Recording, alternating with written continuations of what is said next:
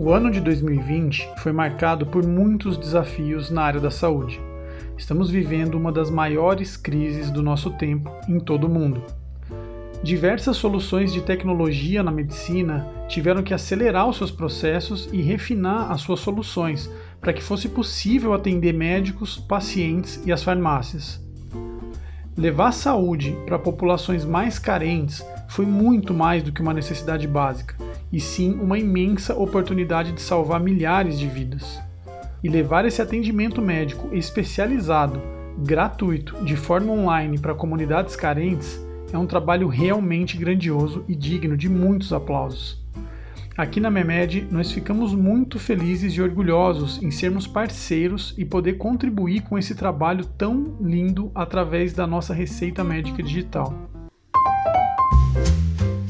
Olá, você está no MEMEDcast, um podcast sobre saúde, tecnologia e, claro, receitas médicas digitais.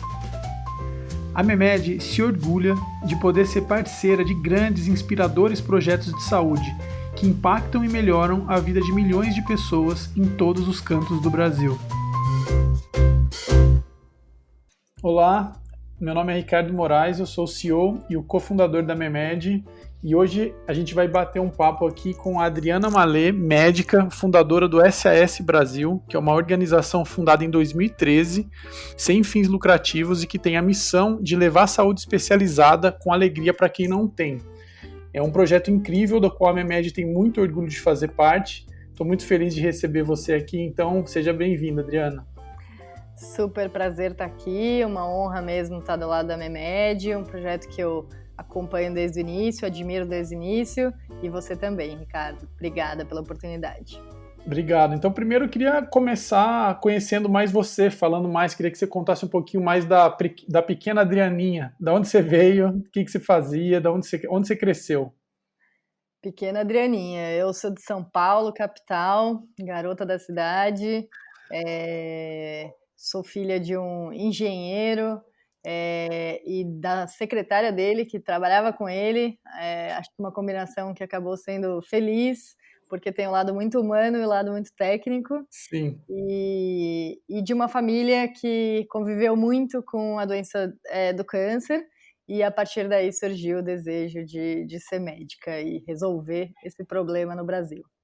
Que legal, ia ser até o que eu ia te perguntar, assim, você sentia que você queria ser médica, já que você não tinha então muitos médicos na família, né, seu pai é engenheiro, você imaginou que você começou a querer decidir empreender, que decidiu seguir com a carreira médica, em que momento, assim, nesse momento de que você passou por esse problema de doença na família? Essa é uma história que tem tudo a ver, inclusive com o tema que a gente vai conversar aqui. Eu tenho 5 tias com câncer de mama e quando eu era muito apegada à minha tia, que era uma mulher que eu admirava muito, e quando ela faleceu de câncer de mama, eu tinha 8 anos e eu falei para minha mãe, eu vou ser médica e eu vou fazer as pessoas não morrerem de câncer. E foi assim que eu decidi isso na vida e comecei a percorrer, sou a primeira médica da família, só não imaginava os desfechos, né? Sim, uau, que história, eu não sabia disso, não conhecia esse lado. E depois que você fez a medicina, a medicina é um curso muito técnico, né? Eu vejo assim, na minha família, a gente tem bastante médico, né? O meu próprio irmão aqui, sócio também na MEMED, que você conhece, o Rafa, é médico, e pelo que a gente acompanha, sempre assim, médico acaba tendo uma carreira muito acadêmica, né? Vocês passam ali 6 longos anos ali dentro né, do internato, dentro do hospital, uma parte acadêmica grande, depois uma parte mais prática, depois vocês ainda têm um período longo com a parte da residência, e o que a gente vê é que a maior parte dos médicos acabam seguindo a carreira de profissional liberal padrão, né, vão lá, montam seus consultórios, ou trabalham em alguns hospitais, tal, mas poucos começaram a seguir esse caminho, agora acho que até mais, né, o caminho de empreender e de criar alguma coisa fora ali do padrão, né? Quando que surgiu essa sua ideia de começar essa veia empreendedora aí? Como é que foi? Eu acho que essa veia empreendedora sempre teve dentro de mim. Durante a faculdade eu fundei um cursinho de medicina para alunos que queriam prestar medicina. Depois fundei com a minha mãe um pensionato, então acho que isso já estava muito dentro de mim, mas Eu diria que, assim, eu fiz exatamente esse caminho que você contou, 6 anos de faculdade, com percalços aí no caminho, e quase tranquei a faculdade mais de uma vez. E Poxa, quando meu pai teve também um problema de saúde durante a faculdade, chegou a ficar, fazer um tratamento fora do país, e quando eu terminei a faculdade, o caminho natural era fazer residência, e eu acabei entrando na residência de anestesiologia, só que só serviu para perceber que não era o caminho que eu queria percorrer. Eu brinco que eu sempre fui tão conectada ao desafio de acesso à saúde que eu entendi que se a solução não existia, eu ia ter que inventar. E aí, no final do primeiro ano de residência, na Unicamp, né, eu estudei na Unicamp, meu lar, e onde eu aprendi tudo que eu sei sobre medicina. Eu realmente saí da faculdade, meu pai estava terminando o tratamento, e eu estava precisando ajudar, e daí em diante, eu realmente, isso foi em 2009, eu comecei a percorrer um caminho de busca, fui para fora do país, fui entender, viajei pelo Brasil, fui entender o SUS, fui entender onde estavam os gargalos para diagnósticos de doenças graves que precisam de especialista, e nesse caminho realmente eu fui empreender e criar o SS Brasil. nossa, você tem uma ligação social muito forte, né? Assim, você traz bastante dado assim da sua história, um lado assim de preocupação social muito forte. Eu acho que é muito da essência do que acabou surgindo, né, com o SAS. Então eu queria que você contasse assim, né, como que surgiu, como é que foi, assim, o que que é o SS para todo mundo que está ouvindo a gente conseguir saber mais. Perfeito. Então, o SS Brasil é uma organização sem fins lucrativos, de saúde e alegria. Então, o nome vem, a gente brinca que é SOS com alegria, né? É uma organização, sim, para criar soluções, criar ajuda, mas sempre com alegria. Então, a gente brinca que somos SOS com alegria.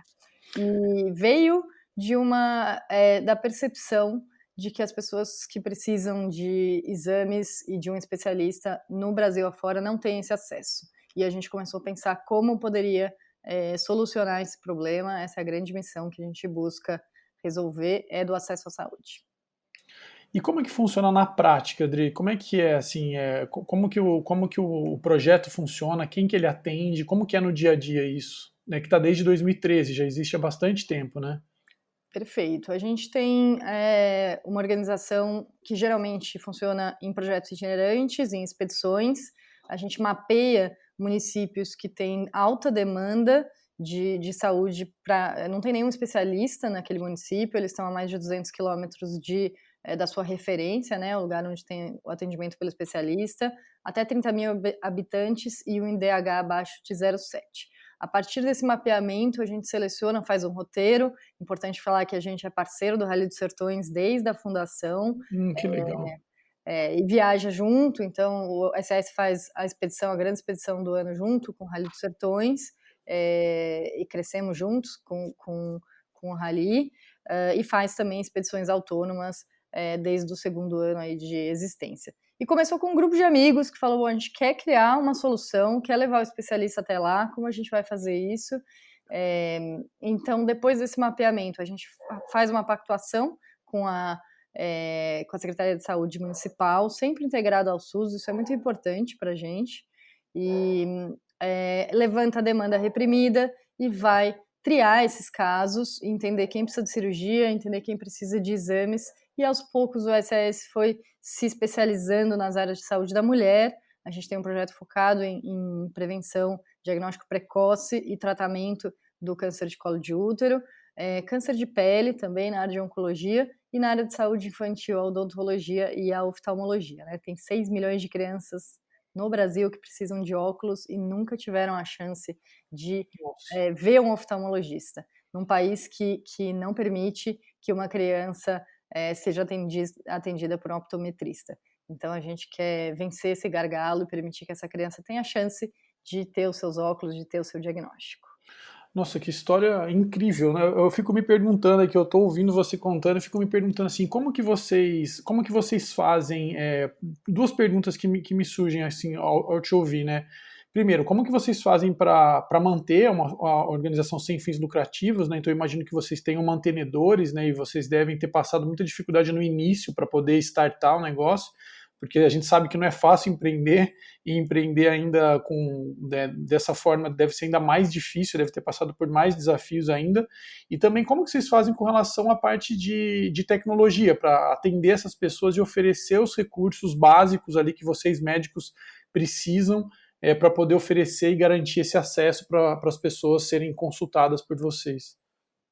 Perfeito. Então, a primeira pergunta é como a gente se mantém com patrocínios, apoios, parcerias. A gente tem muita... Estamos com uma participação especial, né? Podcast de verdade é assim. É isso aí. Que late próximo. É isso aí. A gente tem uma estrutura que acho que eu vou trocar de lugar aqui, porque o cachorro do vizinho começou a participar mesmo aqui. Não tem problema, vamos embora. Aí eu respondo em seguida. Vamos lá. Tá. Senão... Pronto. Acho que aqui está mais silencioso, né? Beleza. Então, respondendo sua pergunta, Ri, como é que o SS se mantém, né? A gente se mantém através de parceiros, doadores, não só de recurso financeiro, mas de produtos, de parceria com logística, né? A gente é um projeto que a logística já representou 70% daquilo que a gente precisa aí do ponto de recurso, então combustível. A gente começou com uma organização que viajava com carros e uma tenda de campanha. Hoje a organização tem 4 carretas médicas, onde faz cirurgia, a gente faz exames, tem 4 consultórios oftalmológicos, ginecológico e também odontológico. Tá? Então, a gente se mantém com grandes apoiadores, entre eles o Hospital Albert Einstein, o Hospital de Câncer de Barretos, a Roche Farmacêutica, e entre outros. Então, é uma história de parcerias. O Rally dos Sertões também é muito importante em viabilizar contatos e campanhas. Então, eu digo que quando a gente faz um projeto que está com o propósito certo, né, a gente brinca, propósito na veia e mão na massa, as coisas vão acontecendo e o recurso existe, né? Só fazer bem feito. Nossa, mas eu vou reforçar aqui, eu tô muito impressionado e muito empolgado, assim, de ouvir a história no detalhe, né, porque eu quero explorar um pouquinho mais, antes da gente aprofundar, né, na questão, assim, do dia a dia, o tanto de pessoas que vocês estão atendendo, um pouco mais da história. Eu queria saber, assim, antes, pensando aqui com cabeça de empreendedor, né, como é que foi, assim, esse comecinho, assim, o dia que você falou, olha, vamos criar isso aqui, né, você como fundadora ali, que você adora viajar de carro, inclusive, então acho que isso deve ter te ajudado ali junto com a sua paixão pela medicina e a sua visão social linda que você tem, mas eu assim, queria saber, assim, como é que foi nesse comecinho, tirar o negócio do papel mesmo, assim, como é que você fez o primeiro pitch para um mantenedor, ou como é que você vendeu esse sonho para que as pessoas pudessem acreditar, e quantos fundadores são, quantas pessoas você tem? Conta um pouco desse começo, assim, que é um momento tão, tão único, né? Às vezes as pessoas perguntam para a gente, né, quando a gente quer começar a empreender, quais são os caminhos, os atalhos, mas cada história é tão única, né? Então eu queria ouvir um pouquinho desse comecinho mesmo, como é que foi?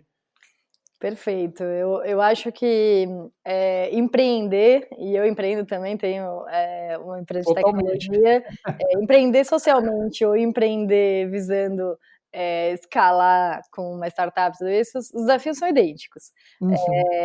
A gente começou realmente com apoio de pessoas físicas, tá? Então, a gente fez uma campanha no Catarse, imagino que você conhece, a Sim, primeira claro. campanha. A gente queria R$9.000 para fazer a viagem, todo mundo tinha acordado que aquilo que faltasse, nós íamos viajar em 8 pessoas, então falou, o que faltar, a gente levanta. Mas já era o SAS ali, já eram os fundadores, ou não, ainda não? Era só Ainda uma era um missão. grupo de amigos que não tinha ainda a ideia de que isso se tornaria uma organização Tá bom, mesmo, mas que já tinha, enfim, o desejo de fazer o projeto, né? A tá gente bom. nasceu com um projeto e depois se torna uma organização na história, justamente quando a gente, no primeiro ano, faz um catarse, aí a gente conseguiu levantar R$14.000. Eu lembro que nos últimos dias a gente falou, o que mais a gente leva? Porque a gente queria levar as ações de saúde sempre conectada com a alegria. Então eu gosto de dar exemplos, né? A gente, desde o primeiro ano, faz a super fórmula.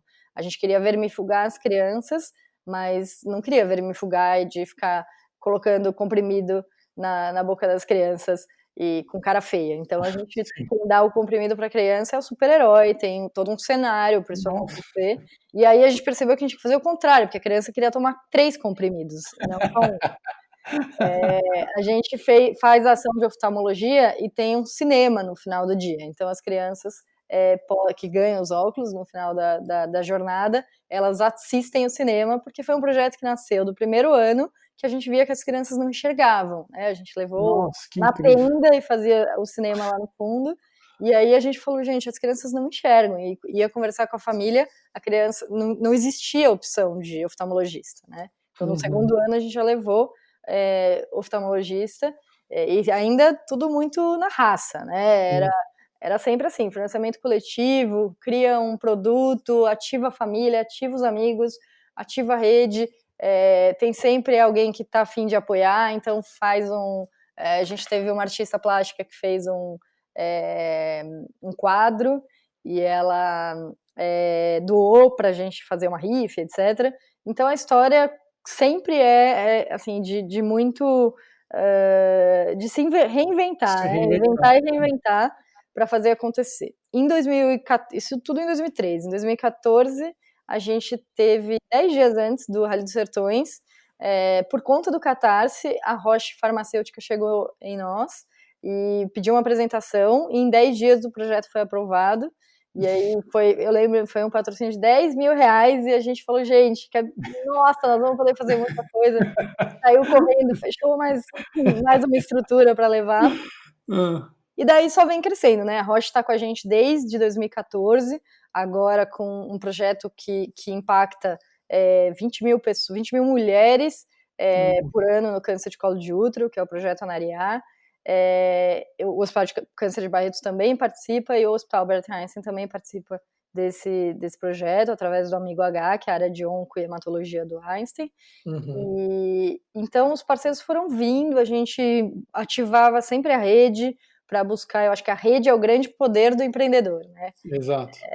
Buscar quem pode fazer você chegar até aquela pessoa, ou que evento que você vai achar as pessoas certas, e aos poucos o caminho vai se invertendo, né? Hoje o SS é uma organização que é procurada por empresas para se engajarem, para engajar muitas vezes os colaboradores como voluntários. A gente já fez algumas vezes ações para empresas, com mutirões no entorno, por exemplo, de uma empresa, e aí a gente vai crescendo, né? Mas, de fato, o crescimento se deu agora, assim, exponencialmente. Sim, mas vamos falar disso. Vamos falar, né? Não dá para dizer assim, éramos uma organização que fazia 6 viagens e impactava 20 mil pessoas por ano. A gente já fez isso em 3 meses aí de atuação com a telemedicina. Mas até eu acho que isso que a gente vai falar um pouquinho, né, do momento. A gente está gravando esse podcast aqui, a gente está em agosto, né, agora de 2020, então a gente ainda já está num período, talvez, assim, as pessoas já um pouco mais acostumadas, né, com o que está acontecendo, com a pandemia, mas acho que o que aconteceu com vocês aí no SAS também, aqui com a Memed, nos últimos 3, 4 meses, acho que é uma coisa indescritível. Às vezes eu falo que a gente precisa parar para escrever e documentar, assim, né, o quanto que foi transformado e o quanto que transformou uma série de negócios, mas também, assim, a vida das pessoas, acesso à saúde, e o quanto que mostrou que a tecnologia tem capacidade, tem força de ajudar a melhorar a vida das pessoas. É um pouco desse o tema que a gente vai falar. Até eu queria ouvir um pouquinho de você a respeito, assim, como médica, né, você lembra que o ano passado, 2019, foi um momento que começou a surgir muito sobre o acesso, né, da telemedicina. A telemedicina estava ali prestes a virar uma realidade no Brasil, e de repente, em alguns momentos, teve algumas reuniões ali, acho que, se eu não me engano, do Conselho Federal de Medicina junto com as sociedades médicas, e acabou existindo uma trava ali para que fosse conversado novamente. A gente postergou essa realidade, e de repente a pandemia fez com que tudo aquilo que estava sendo discutido virasse realidade em questão de dias ali, né? E acho que a telemedicina tem esse poder muito grande, que é o poder de garantir acesso para um país gigante como o nosso, que nem todo mundo consegue, enfim, né, ver o médico e estar próximo de um médico, de repente simplesmente poder contar das das suas patologias, ou pelo menos falar olhando para um médico, né? E o quão difícil é isso, e o quanto que a telemedicina tem conseguido contribuir com esse valor, né? Então eu queria ouvir um pouco de você, como que funciona na prática e como que vocês estão fazendo uso de tecnologia para ampliar ainda mais o negócio. Perfeito, eu acho que aqui cabe uma história muito legal, né? A gente teve um investidor que, bom, a SAS vem crescendo com essas parcerias e no final de 2018 a gente teve um investidor que falou, eu quero transformar o SAS Brasil, quero multiplicar por 100 o impacto dele. E vamos fazer isso junto, né? A gente fez isso junto com os Sertões também, o Rally dos Sertões se tornou Sertões, e eu me lembro exatamente quando ele me falou isso, né? Entrou na minha sala, sentou, e eu não tinha a menor ideia com quem eu estava falando, e aí eu falei assim, bom, se você está pensando em realizar 100 vezes mais expedições, não é comigo, mas se você quer colocar inovação, tecnologia e educação em saúde nisso, aí eu me interesso no projeto.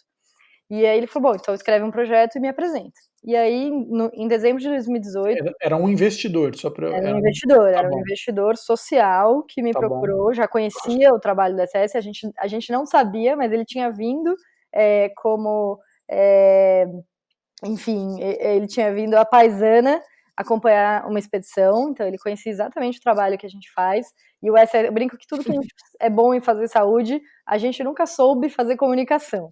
Então, a gente estava muito focado em fazer, Aprender, né? fazer, claro. Fazer. Então, essas coisas aconteceram totalmente fora do nosso controle, porque a gente nunca investiu em comunicação como deveria, né? A gente está aprendendo isso no caminho.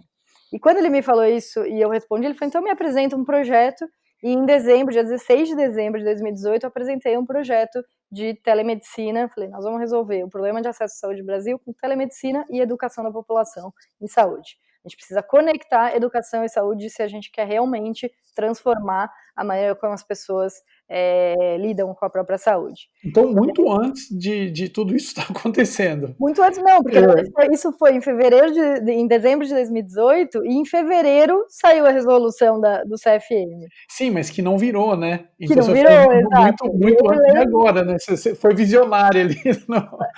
Pois é, mas acho que não tem nenhum... Assim, quem acompanha a telemedicina no mundo já estava com um incômodo, né? Assim, eu sinto dor de ver a telemedicina no mundo e ver um país. Eu costumo falar, o profissional de saúde que é contra a telemedicina precisa viajar com a SAS, porque não tem ideia da dimensão e da carência de especialistas que esse país tem.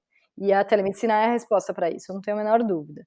Então, e convido quem tem essa dúvida, né, e vai escutar a gente aqui, é uma super oportunidade de falar, realmente vir conhecer o que é o Brasil e o que é essa carência de especialidades. Então, quando em fevereiro saiu a documentação, eu assim, soltei fogos, a gente comemorou, porque era o projeto que a gente tinha desenhado. E aí, exatamente como você falou, houve uma revogação, vamos voltar a discutir. Eu acho que a regulamentação é extremamente importante, né? Como médica, eu acho que é uma série de cuidados, e é um ponto que a gente tem que falar aqui, que não é fazer de qualquer jeito, tem que fazer bem feito. Sim. Então, isso, eu gosto de dar um exemplo, né, do que é a telemedicina para transformar um projeto de atenção à saúde. Antes a gente pegava uma carreta, colocava os dermatologistas nos carros e ia para uma cidade. A gente atendia 100 pacientes, operava aqueles que a gente achava que era câncer de pele. A cada 100 cirurgias que a gente fazia, a gente acertava 12. E falava, bom, a gente conseguiu diagnosticar e tratar 12 pacientes, com 12% dos pacientes aqui com câncer de pele. Só que, o que a gente percebeu? Se a gente usasse os dermatos, usasse a tecnologia para triar esses pacientes antes, a gente já chegaria lá sabendo quem precisa ser operado. E isso ampliaria o impacto do tempo do profissional naquela cidade. E foi o que a gente fez em 2019. Então, junto com Einstein, a gente fez um projeto que ampliou de 12% para 67% a assertividade dos nossos procedimentos, porque a gente encaminhava um técnico de enfermagem que fazia as imagens, fazia 4 ou 5 perguntas para o paciente sobre antecedentes, sobre o histórico da lesão. Antes de viajar, selecionar os pacientes, e a gente mudou o impacto aí de 12% para 67% dos pacientes operados. Então, Isso é o que a telemedicina responde, né? A capacidade de Sim. você gerar impacto com mais qualidade, de você realmente. Aqui a gente ainda nem estava falando de telemedicina direto com o paciente, né? Você está falando mais de laudo à distância, né? Profissional em cada ponto, exatamente. Mas eu É. consigo usar a tecnologia para isso, e eu gosto de dar esse exemplo porque eu acho ele muito poderoso. Né? Não, é mais do que poderoso, né? Ele literalmente salva mais vidas, né? Salva mais pessoas, é incrível, né? A capacidade que vocês tiveram de poder trazer parceiros certos, como você falou. E acho assim, até olhando assim, analisando agora para a nossa realidade, né? A pandemia ela trouxe, né, essa necessidade ainda mais clara de que a telemedicina poderia ajudar, se tornou uma realidade. Vocês conseguiram usar a tecnologia e a telemedicina para poder ampliar de fato o número de pessoas atendidas e a qualidade com que essas pessoas fossem atendidas, mas ao mesmo tempo a gente viu problemas seríssimos aí com empresas privadas, né, que tiveram suas receitas diminuindo de maneira drástica, muitos cortes, desligamentos de funcionários, e muito da receita de vocês vem do mercado privado, vem de empresas privadas, né? Uhum. Isso afetou de alguma maneira o trabalho de vocês? Porque ao mesmo tempo que você tinha de um lado a demanda crescendo absurdamente, você tinha de outro, talvez você deve ter enfrentado um pouco disso, ou isso não aconteceu com vocês? Como foi?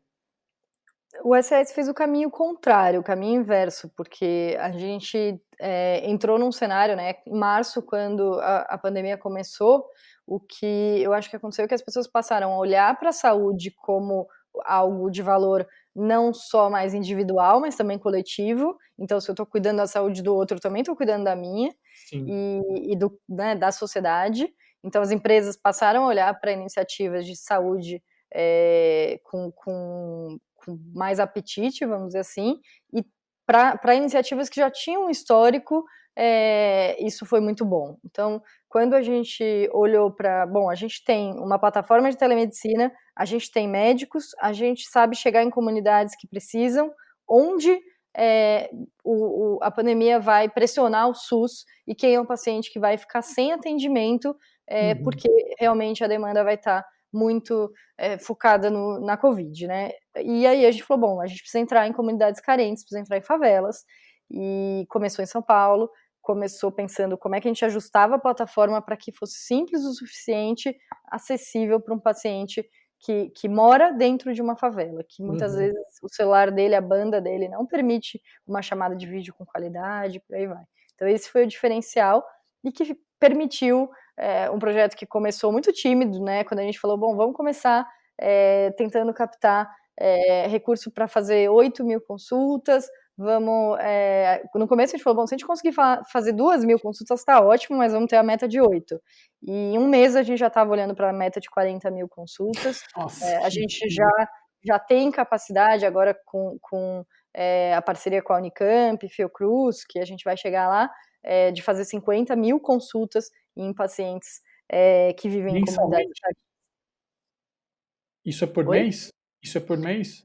Esse é o objetivo do projeto agora. A gente imagina que, assim, a gente está escalando a capacidade de atendimento. Hoje a gente está fazendo perto de 200, 250 atendimentos dia, o Por que dia. significa que a gente já é um hospital, a gente já é uma Tá? estrutura de um hospital, 16 especialidades médicas, nutricionista, psicólogo, terapia ocupacional. Tem muita criança autista que está sem segmento em casa, então a gente tem terapia ocupacional.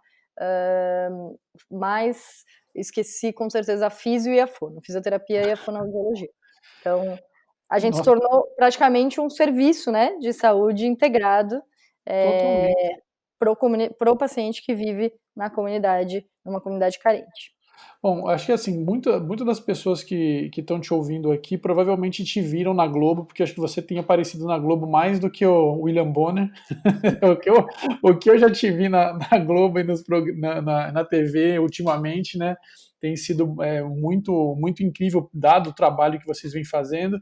E conta um pouquinho como tem sido aí o uso da telemedicina, como é que vocês fazem para treinar as pessoas às vezes muito carentes, que nunca usaram, né, nunca tiveram a oportunidade de ser atendidas à distância, né, que é, às vezes a tecnologia mais próxima de teleconferência delas ou de videoconferência acaba sendo ali o WhatsApp, e ao mesmo tempo aqui a gente juntos, né, podendo ajudar esse paciente a receber a receita médica de maneira digital, né? A Memed é hoje um parceiro de vocês, hoje está integrado ali com vocês.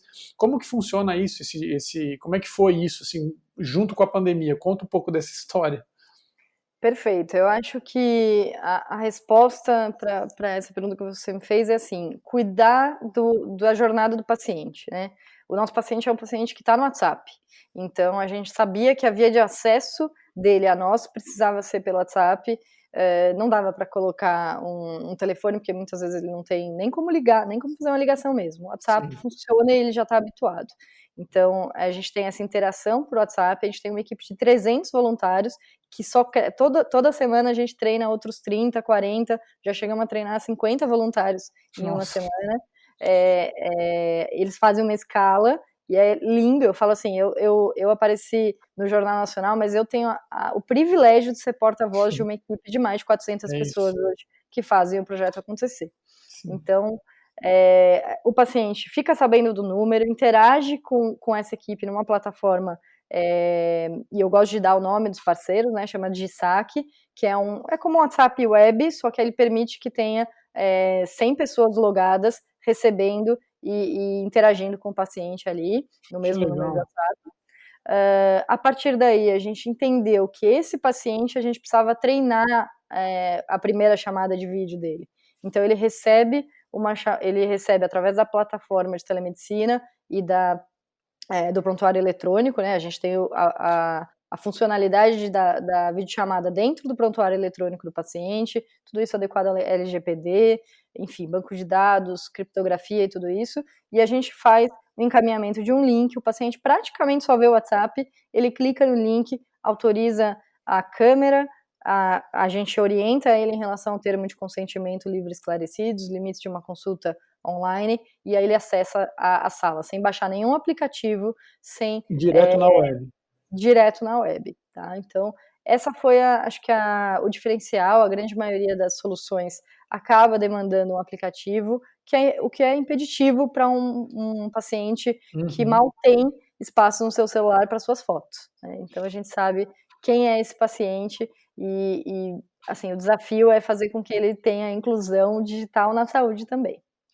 Exatamente, essa é uma das missões, inclusive aqui nossas, né? A gente acredita também muito nisso, né? Para qualquer paciente, a gente tem que democratizar para que qualquer paciente possa receber uma receita digital sem precisar necessariamente ter um aplicativo, sem precisar fazer algum download, né? Ocupar espaço, ou às vezes aprender a mexer, basta receber um link, conseguir clicar e ver. Então, essa visão de democratizar o acesso, de poder garantir com que qualquer pessoa possa acessar e fazer uma consulta com vocês ou receber uma receita, acho que isso é o nosso papel como empreendedor, assim, de tentar transformar um segmento super, talvez acho que o principal segmento da nossa economia que deveria ser, que é a saúde, porque no final do dia, sem saúde, você não tem absolutamente nada.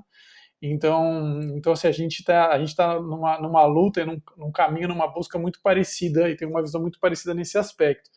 E como que Uhum. você vê, assim, Indri, agora com relação à pandemia, assim, né, o principal motivador de vocês de atendimento, as principais queixas, era sempre suspeita de coronavírus? Como que foi, assim, qual que é a proporção? E o que mais surge no dia a dia de vocês hoje, agora, nesse momento que a gente está vivendo? Legal, então vale tratar um pouco. A gente falou da jornada do paciente até o momento da consulta, né, o teste de vídeo, a receita, o encaminhamento, são 2 pontos muito importantes. A gente tem Uhum. 97% de resolutividade, então 97% das vezes a gente resolve o problema dele, e a Memed é essencial para isso, para que a gente Que bom. tenha uma ferramenta para encaminhar a receita, para orientar, até porque existe toda uma trajetória que a gente consegue mostrar para o paciente como ele acessa a receita, e realmente a solução está muito legal. Logo de cara a gente adotou e fez o caminho para integrar as plataformas. E a minha visão agora, assim, do que a gente está vivendo, eu já vivi o pico em São Paulo e no Rio. Hoje 30% das nossas consultas são sintomas gripais, nem todos os pacientes confirmam, mas a grande maioria aí com um conjunto de sintomas que fala para a gente que provavelmente é Covid. Uhum. Essas capitais ainda estão convivendo, sim, com muitos casos, mas elas entraram numa fase que elas saíram daquela curva ascendente bem crítica.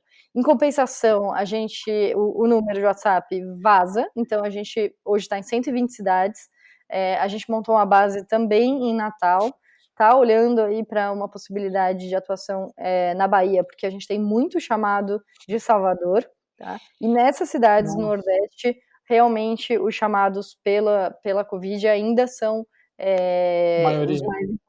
os mais importantes. Mas isso é um diferencial muito legal, porque a gente nunca se colocou nem como um projeto da pandemia, a gente é um projeto de acesso à saúde durante a pandemia, olhando já para o pós, né? Claro. E não só para a Covid, ou seja, a gente entende que a pandemia está aí, só que as pessoas continuam tendo diarreia, as mulheres continuam tendo corrimento, infecção urinária, os idosos precisam continuar recebendo assistência nas suas doenças crônicas, e a gente se propôs a ser a porta de acesso em um momento que o SUS está focado, e precisa estar, Claro. a pandemia. Muitos serviços estão parados, e essas pessoas precisam continuar recebendo orientação, recebendo acolhimento, e por que não, recebendo um cuidado que vai um pouco além, sabe? Que é atenção, que é carinho e que é a escuta, né, no final do dia. Você sabe que a gente tem longas conversas aqui sobre isso, né? Assim, a nossa missão aqui, né, na MEMED, a gente fala que é tornar a área da saúde mais eficiente e humana. E a gente acredita muito nisso, né? A gente acredita que a forma, né, o atendimento do médico e no final do dia todos nós somos pacientes, mesmo você sendo médico em algum momento, você também é paciente, né? E acho que o olho no olho, no sentido de você poder falar com o seu médico, a forma com que ele fala, o tom de voz, tudo isso é muito importante, né? E esse carinho, essa atenção, essa orientação, de fato, é transformador. Acho que vocês têm um papel fundamental nisso. Agora, mas assim, eu fico pensando aqui agora, olhando de fora, como que vocês fazem, por exemplo, existe algum processo de testagem dessas pessoas que estão com sintomas de corona? Vocês fazem os encaminhamentos, mas vocês conseguem testar, e até mesmo levando em consideração a polêmica, né, que às vezes a gente encontra aí no dia a dia das subnotificações que a gente tem aqui no Brasil. Muitas pessoas falam que, né, o número é muito maior do que na verdade mas as pessoas não são testadas, e mesmo eu tive que fazer uma vez o teste, não tive nada, mas tive que fazer o teste, e bem ou mal é um custo considerável, né, às vezes, para você poder fazer em algum hospital grande, algum lugar, então o plano não cobre, para quem tem plano de saúde, que era o meu caso, mas nem eu consegui cobrir. Fico imaginando para as pessoas mais carentes, como que vocês fazem? De alguma maneira vocês só fazem o encaminhamento quando vocês têm as suspeitas, ou vocês conseguem ajudar essas pessoas a testarem e seguirem algum tratamento, alguma conduta clínica? Legal, acho que isso está na essência do SES. Toda vez que a gente vai atuar em um território, a gente faz parceria com a Secretaria de Saúde. A gente tem o início da pandemia em São Paulo foi exatamente isso que você descreveu. Não tinha teste, não é que o SUS não queria fazer, não tinha teste disponível no país. Então, nem no privado, muitas vezes a gente conseguia testar. Então, o fato é que a gente viveu o primeiro mês da pandemia, foi um cenário que foi diagnóstico por score clínico, orientava o paciente a manter isolamento, tudo isso, e aos poucos a gente foi vendo a transição da disponibilidade de teste. Nem sempre o teste mais bem indicado para aquela solução, para aquele paciente está disponível, mas evoluindo o projeto, e agora na parceria com a Fiocruz, a gente tem sim como testar, né, no complexo no conjunto de favelas da Maré, são 16 favelas, uma população Maré e Manguinhos, uma população total de 180 mil pessoas. A gente tem um centro de testagem em parceria com o Dados do Bem, e lá a gente consegue aí sim encaminhar o paciente, ele gera um voucher, faz o teste, esse teste chega para nós e a gente faz a história inteira. Esse é o projeto que está inclusive sendo desenhado para se tornar um modelo de atuação, e estou dando até um spoiler aqui, porque o lançamento vai ser a seguir, né? Tá, em breve. Então, em breve a gente vai saber mais. Aguardem novidades. Aguardem novidades. E o que você acha que vai ser do SAS pós-pandemia, assim, como que você está enxergando a vida de vocês antes, né? Agora durante está super claro com tudo que você está contando para a gente, mas como que você está enxergando que vai ser depois disso, né? Você acha que de alguma maneira isso trouxe ainda mais visibilidade para o projeto, ou pelo menos trouxe mais sensibilidade para a necessidade, né, da causa, e você enxerga que isso vai se escalar, e como que você está enxergando assim a visão das pessoas sobre o seu trabalho e tudo que vocês estão construindo num pós-pandemia, que se Deus quiser um dia vai acontecer o pós-pandemia.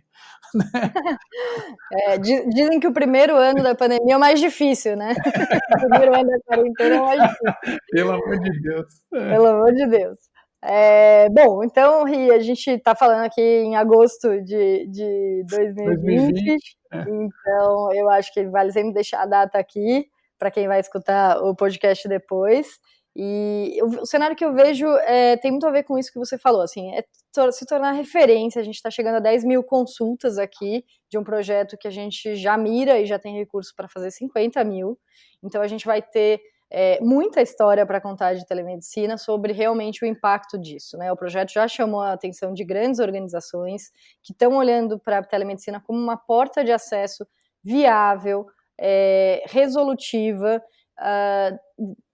economicamente interessante para um país que tem um gargalo enorme de acesso à saúde, que é a nossa causa.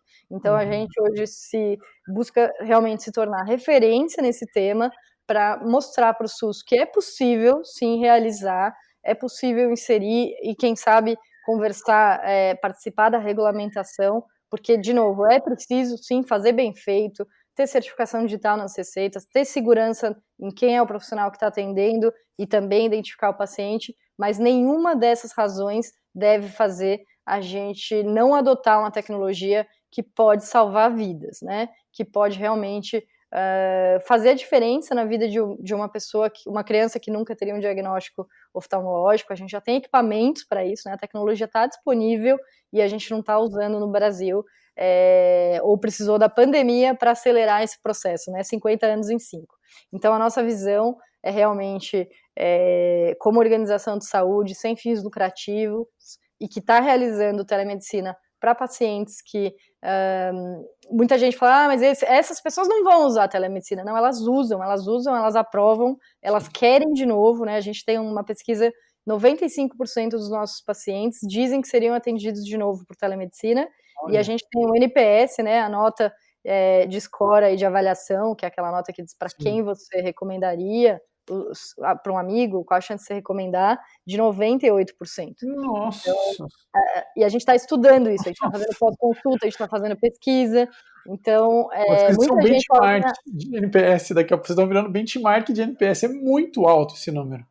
É muito alto, e é muito alto porque as pessoas têm 2 pontos. Primeiro, elas conseguiram ser atendidas dentro de casa, no celular delas durante a pandemia, e a grande maioria delas, obviamente, está com medo de procurar uma unidade de saúde do SUS, e depois elas foram atendidas com carinho, com dignidade, que às vezes na correria que é o nosso Sistema Único de Saúde, na escassez que o Sistema Único de Saúde, porque o problema não é o sistema, o problema é como ele está hoje, né? Ele está sucateado, etc. A gente sabe que esses pacientes muitas vezes não conheceram esse modelo de atendimento. Então, atender as pessoas com qualidade, atender as pessoas com dignidade, gera um NPS de 98. E agora a gente quer realmente, eu brinco que assim, queremos crescer até 300 atendimentos dia, a gente está relativamente perto disso, e a partir daí começar a replicar. A gente olha realmente para um modelo de, eu brinco, franquia social, porque eu acho que a gente não precisa fazer tudo sozinho. A gente está fazendo a parceria com a Unicamp, já tem 2 ambulatórios na Unifesp atendendo, a gente se tornou, essa semana, programa de extensão universitário da Unicamp, então os alunos, os residentes vão aprender saúde digital através do SAS, impactando quem mais precisa. E é isso que a gente quer crescer mostrando que a Unicamp é uma universidade, é a minha casa, de onde eu venho, mas quantas universidades podem adotar modelos assim? Sim. E impactar, replicar, né? Exatamente, replicar esse modelo e impactar quanta gente que vive sem acesso a um especialista, que está nos grandes centros. A gente sabe o que é o Brasil, a concentração de especialistas que a gente tem no país. E ter um parceiro como a Memed, que realmente permite uma receita com qualidade, legível, né? Já é uma grande vitória aí, mas também com a preocupação da qualidade de identificar uma alergia, uma interação medicamentosa, porque também não é fácil para o profissional ter. A gente não é um compêndio, e por que não usar a tecnologia para prestar um atendimento com mais qualidade, também no SUS, também no nosso país, que precisa tanto, né? Eu fico muito orgulhoso, fico muito feliz de ouvir isso. A gente tem um olhar muito forte para o social também. A gente acredita que tem muita coisa que a Receita Digital tem para ajudar, mas também como empreendedor, né, do lado pessoal, assim, o quanto que a gente quer poder transformar pelo menos uma partezinha pequena, né, de um espaço tão grande, tão carente. E acho que assim, pelas minhas projeções, que eu fiquei fazendo conta, já vi que você já errou a sua projeção lá atrás, que você achou que ia ser 2.000 e foi muito maior do que isso, então você está achando que vai ser 300 consultas por dia, já conta com pelo menos umas 5 vezes isso, porque vocês vão crescer muito rápido, se Deus quiser, vão ajudar. E acho que o papel que a gente tem que ter aqui, e que eu já falei para você que eu quero muito que a Memed possa contribuir dessa forma, é inclusive contar o trabalho de vocês para mais médicos, para mais especialistas, para que mais pessoas engajem na causa, e que eu espero que a gente consiga fazer isso acontecer, né? E assim, a gente vai ter que começar a chegar no fim aqui já, Adri, é sempre uma delícia falar com você, mas queria fazer uma última pergunta aqui, que é uma pergunta que é muito da causa que a gente fala aqui na Memed, que a gente acredita, que é assim, né, o quanto que a tecnologia é aliada do médico, né, o quanto que a tecnologia não é um inimigo, não é um bicho-papão, não é uma coisa estranha, né? Então eu queria te perguntar aí, como empreendedora, como médica, né, com o trabalho que você vem fazendo, você já falou bastante disso, mas queria ouvir assim, como que para você, Adriano, como você acredita que a tecnologia pode mudar o futuro da medicina? Assim, qual que é a sua visão final sobre isso? Tá certo. Bom, eu sou realmente uma apaixonada por tecnologia e inovação. Hoje eu estou terminando o mestrado no Hospital de Câncer de Barretos, e o produto desse mestrado é justamente um software que faz telecolposcopia. Então eu sou suspeita para falar, né? Eu acredito que a gente não é que a telemedicina pode mudar, a tecnologia já mudou a medicina para sempre. A gente tem inteligência artificial, a gente tem impressão 3D fazendo próteses maravilhosas, próteses órtese, etc. A gente tem um potencial realmente ainda a explorar, e o médico, o profissional de saúde, que não se tornar amigo da tecnologia, ele vai ser extinto, porque é uma realidade, assim como tantas outras que a gente já convive, né? A tecnologia já faz parte da nossa vida, e essa geração que vem aqui já vem pronta para isso. Então, já vem de fábrica, né? O convite é fazer a transformação digital e usar a tecnologia para a potência mesmo do que ela faz, que é acesso à saúde. Eu acho que juntar inovação e impacto é o melhor dos mundos, e com certeza a tecnologia na saúde, ela já veio para ficar, ela já é realmente uma realidade, e está faltando talvez entrar mais no currículo das universidades. Essa é uma visão Sim. muito minha. Enfim, sou apaixonada por educação e saúde, e é uma das minhas metas de vida, inserir realmente no currículo formação, porque é natural o profissional temer aquilo que ele não conhece, né? Claro. Então a gente precisa fazer essa lição de casa, se a gente quer um Brasil com mais inovação e com mais acesso à saúde. E até nem só isso, né? Quantos médicos que não acabam ali, a hora que ele acaba tudo, ele sai e ele descobre que ele tem que ter um contador, tem que alugar um espaço, ele tem que contratar secretária, tem que entender de CLT, tem que entender de várias dores que às vezes, como empreendedor, no final do dia ele acaba sendo empreendedor e que não faz parte, né, da grade. É um curso tão técnico e você tem pouco acesso tanto a essa parte do dia a dia, né, de um médico que vai seguir uma carreira clínica, alguma coisa do tipo, como até mesmo a parte de tecnologia, que é uma coisa super afastada mesmo do dia a dia do médico. Então, tô super de acordo assim, com o que você falou. De novo, queria te agradecer de coração por você ter vindo, queria te dar parabéns pelo trabalho, pela realização incrível. É muito, muito inspirador o seu trabalho, muito inspirador tudo que você construiu. E eu sei que você já falou que, né, no começo você estava tendo que bater nas portas para pedir ajuda, agora já as pessoas estão vindo atrás, mas ajuda demais nunca faz mal, né? Então, quem quiser se aproximar de você, quem quiser te ajudar, quem quiser conhecer mais do projeto, quais são os canais? Como que eles te acham? Perfeito. Bom, o site do projeto é sasbrasil.org.br. Ali você conhece o projeto do coronavírus, né, que é o /coronavírus, sasbrasil.org.br/coronavírus. Ali a gente tem inscrição, doação, inscrição de comunidades que podem também ainda se cadastrarem para receber a telemedicina do SAS. E o meu canal, adriana@sasbrasil.org.br, uma via aí que com certeza vou ter um prazer de conversar. A gente está recebendo inscrição de mais profissionais. O trabalho ele tem 2 horas voluntário para qualquer profissional de saúde. 2 horas por semana são voluntários e o paciente, e como contrapartida, o profissional pode usar a plataforma e a partir daí o profissional é remunerado. Então, se você sentiu o chamado aí, vem fazer parte com a gente. Então tá bom, eu só não vou fazer parte porque eu não sou médico, infelizmente, mas eu ajudo como médico aqui. Tá já tá ajudando muito, já? Ai, que bom, fico feliz. Então tá, Adri, brigadão de novo, obrigado por tudo. Pessoal, esse foi o nosso Memedcast de hoje, a gente volta em breve, mais uma grande companhia aí, e espero que todos vocês tenham gostado tanto quanto eu. Tá bom? Até mais, até a próxima. Um abraço. Muito obrigado pela sua companhia e acompanhe o nosso próximo Memedcast em breve. Um abraço, até lá!